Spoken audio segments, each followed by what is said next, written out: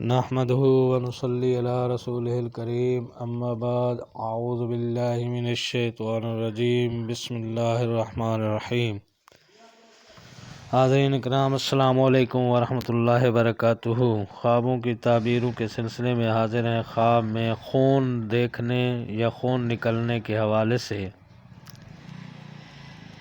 تو حاضرین، اس کی مختلف صورتیں ہیں اور اس کی مختلف تعبیریں ہیں۔ ان سب تعبیروں کو جاننے کے لیے اس ویڈیو کو آخر تک دیکھیں،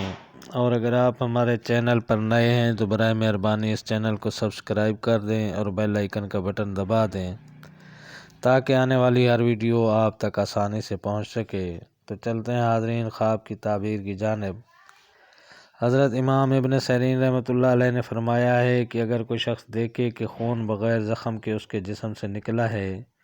تو دلیل ہے کہ اس کو نقصان پہنچے گا، اور اگر اپنے جسم پر زخم پائے تو نقصان مال اور غم و اندوہ کی دلیل ہے، اور اگر دیکھے کہ اس کو تلوار سے مارا ہے اور خون جاری ہوا ہے تو دلیل ہے کہ اس کا نقصان لمبا ہوگا اور وہ اس پر ثواب پائے گا، اور اگر دیکھے کہ زخم کے خون سے اس کا کپڑا آلودہ ہو گیا ہے تو دلیل ہے کہ حرام کا مال حاصل کرے گا۔ حضرت ابراہیم کرمانی رحمۃ اللہ علیہ نے فرمایا ہے اگر خواب میں دیکھے کہ خون پیتا ہے تو دلیل ہے کہ مال حرام کھائے گا یا ناحق خون کرے گا،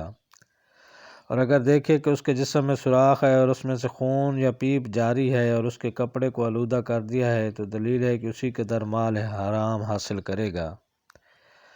اور اگر دیکھے کہ اس کے عضو تناسل سے خون نکلا ہے تو دلیل ہے کہ ایک اس کی لڑکی حمل میں ساقط ہوگی، اور اگر دیکھے کہ اس کی پاخانہ کی جگہ سے خون نکلا ہے تو دلیل ہے کہ اسی قدر مال حاصل کرے گا، اور اگر دیکھے کہ اس کے دانتوں کی جڑ سے خون نکلا ہے تو دلیل ہے کہ اہل بیت سے غم و اندوہ کھائے گا، اور اگر دیکھے کہ سر کے کوچوں میں خون بہہ رہا ہے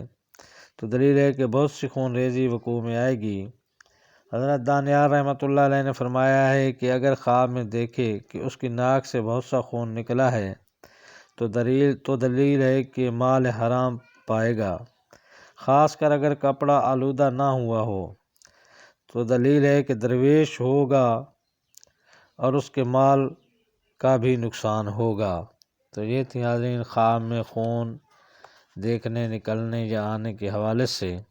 تعبیریں۔ اللہ تعالیٰ آپ کو اپنے زمان میں رکھے۔ السلام علیکم ورحمۃ اللہ وبرکاتہ۔